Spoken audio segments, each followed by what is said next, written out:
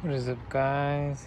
Compachu here, back with another tutorial, and today we're gonna do a brake flush and bleed.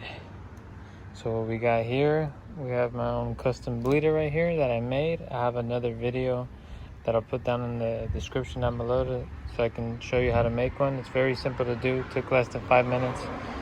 Then we have our brake fluid. We're gonna use the Honda Genuine brake fluid, about 4 of the bottles, so I'm pretty sure that'll be enough for our flush. And then we have some brake clean to clean down there, because I don't remember the last time I cleaned down there, so we're gonna make sure everything's all clean. Funnel, that way we don't make a mess, because brake fluid, if it gets on paint, it eats the paint away, so we don't want to get any on the paint, so we're going to be real careful. That's why we have some rags over here. We're going to use this to suck the old brake fluid, and we're going to put it in here. That way I'll show you in a little bit why we need to do that. Make sure this turkey baster's clean. We don't want any water in there, as well as the funnel. You don't need the vice grips. I just needed my vice grips because I can't get my hood up because the shocks are broken. 10 millimeter wrench for the bleeder valve. This is optional, but a breaker bar and the 13/16 deep socket for a 1/2-inch drive to loosen down the lug nuts for the wheels. And then a torque wrench for once we're all done, we torque it down the spec. And then we're gonna need probably a pan, because I don't want to make a mess down there with the brake clean and or in case we get brake fluid everywhere. We want to make sure the driveway stays clean. Of course, we're gonna need a jack and some jack stands.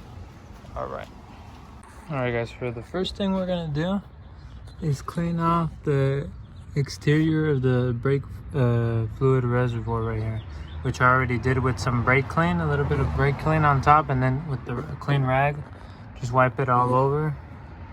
And then what we're gonna do, we're gonna siphon out with the turkey baster the old brake fluid, but we're not gonna siphon all of it out. We're just gonna go to the minimum line.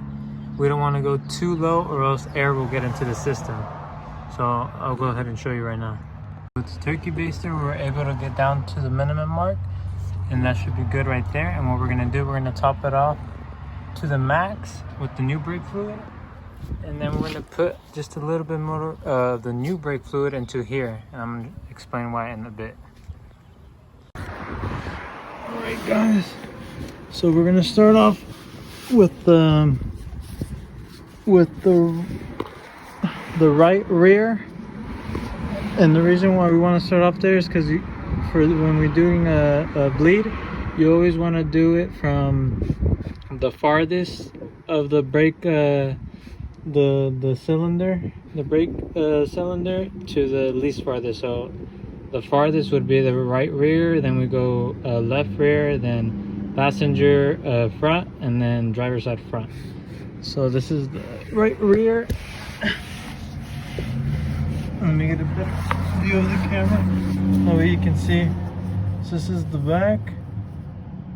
Alright, let me see if it can focus. Right here. Let it focus. Right here's the bleeder valve right there. And it's a little cap that you have to take off first. And then we'll put in our tube right there.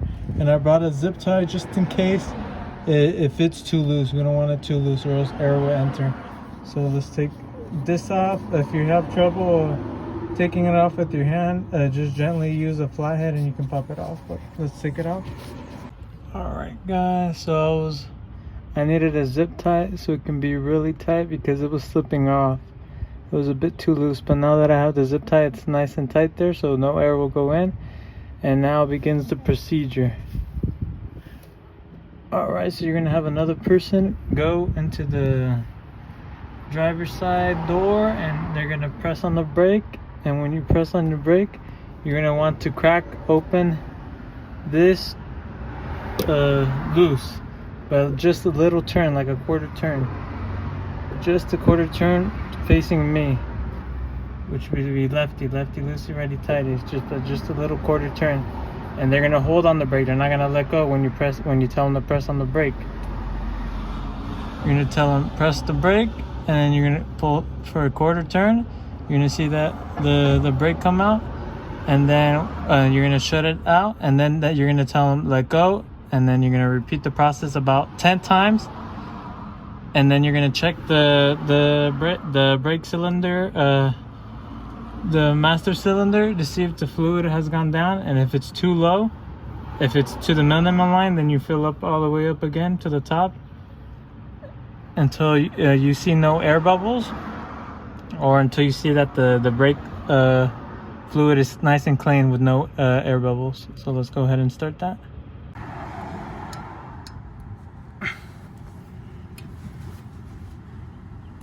Press the brake. Let go.